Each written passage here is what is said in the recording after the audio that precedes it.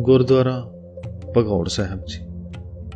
संगत जी, आज हम एक ऐसे गुरुद्वारा साहब के दर्शन करने जा रहे हैं जिसके आसपास जंगल है, हरा भरा इलाका है। और ये गुरुद्वारा साहब पंजाब में नहीं बल्कि महाराष्ट्र के एक इलाके जिसका नाम पांडर कवड़ा है, वहां पर स्थित है। यह गुरुद्वारा साहब नांदेड़ साहब हजूर साहब जाने से पहले आता है। यहाँ से हजूर साहब की दूरी 300 किलोमीटर के आसपास है। संगत जी, अगर हम इसके इतिहास के बारे में बात करें तो मैंने इसके बारे में काफ़ी वीडियो सर्च की, पर बहुत मुश्किल से कोई एक तो वीडियो इस गुरुद्वारा साहब की मिली। और जब नेट पर सर्च किया तो वहाँ भी बड़ी मुश्किल से बहुत थोड़ा सा इतिहास पता चला, मगर फिर भी 2 दिनों में जो कुछ पता चला मैं वो आपको बताने जा रहा हूँ। सबसे पहली बात कि ये गुरुद्वारा साहब श्री गुरु गोबिंद सिंह जी की याद में बनाया गया है। कहते हैं कि यहाँ गुरु गोबिंद सिंह जी आए थे। और अगर हम इस गुरुद्वारा साहब के बोर्ड पर लिखे इतिहास पर नजर मारें तो पता चलता है कि जब गुरु गोबिंद सिंह जी पंजाब से होते हुए नांदेड़ महाराष्ट्र की तरफ जा रहे थे तो वह राजस्थान से होते हुए बुरहानपुर मध्य प्रदेश और फिर वहां से पड़ाव दर पड़ाव करते हुए आगे बढ़ रहे थे। उनके साथ कुछ सिख भी थे। तो नांदेड़ पहुंचने से पहले गुरु साहब इस स्थान पर रुके थे और इस इलाके से 15 किलोमीटर दूर केलापुर नाम का एक इलाका है, वहां का राजा बैराड़ी था। जब उसके सैनिकों ने देखा कि कोई संत या फकीरी भेष में कोई राजा के रूप में इस इलाके में आया है और उसके साथ कुछ सैनिक भी हैं, तो उन्होंने समझा कि वह कोई दुश्मन है और उन्होंने गुरु साहब पर हमला कर दिया। पर सिखों ने जब तलवार के जोहर दिखाए तो वह मैदान छोड़कर भाग गए।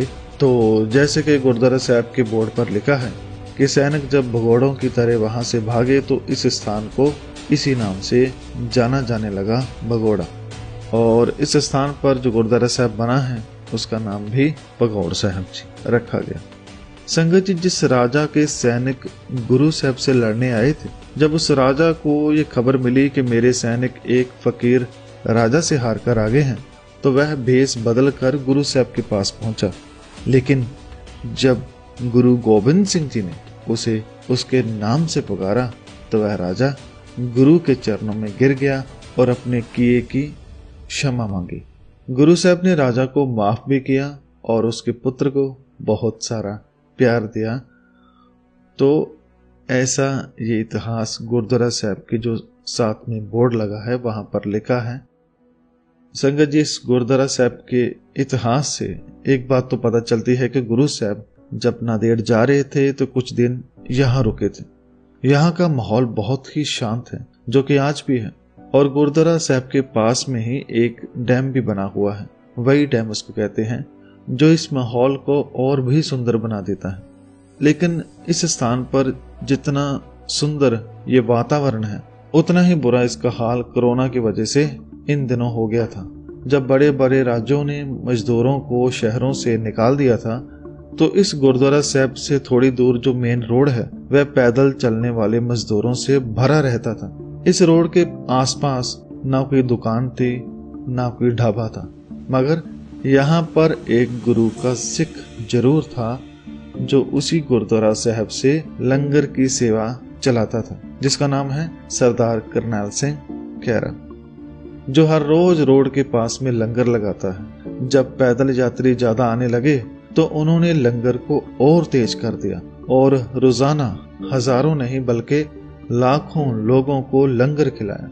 इस गुरसिख की उम्र 81 साल है और इनके इस नेक काम के चर्चे देश में भी हुए, विदेश में भी हुए। इन्होंने बहुत सारे लोगों को लंगर चखाया। अगर ये गुरुद्वारा साहब इस स्थान पर ना होता तो शायद इस महामारी की बेबसी में मरने वालों की गिनती और भी बढ़ जाती, मगर ये गुरु गोबिंद सिंह जी की कृपा ही थी जो उन्होंने इस स्थान पर चरण डाले और इस वीरान इलाके को भी हरा भरा कर दिया। गुरु साहब ने यहाँ गुरबानी कीर्तन भी किया, सत्संग भी किया, इस इलाके को और भी मनमोहक बना दिया। तो संगत जी, इस गुरुद्वारा साहब का जो पूरा नाम है वो है गुरुद्वारा भगौड़ साहब, पातशाही 10वीं। ये गुरुद्वारा साहब श्री गुरु गोबिंद सिंह जी की याद में बना है। गुरु साहब इस स्थान पर कुछ दिन रुके और उसके बाद नांदेड़ यानी हजूर साहब की तरफ बढ़े।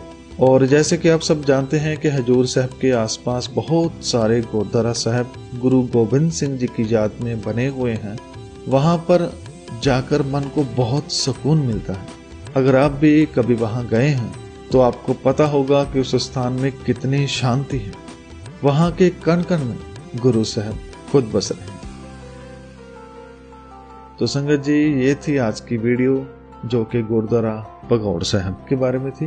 अगर गुरु साहब की कृपा से कभी वहां जाने का मौका मिला तो आपको और भी अच्छी तरह से इस स्थान की जानकारी मैं पेश करूंगा।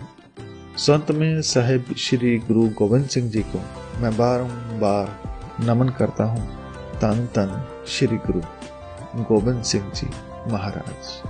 वाहिगुरु जी का खालसा, वाहिगुरु जी की फतेह।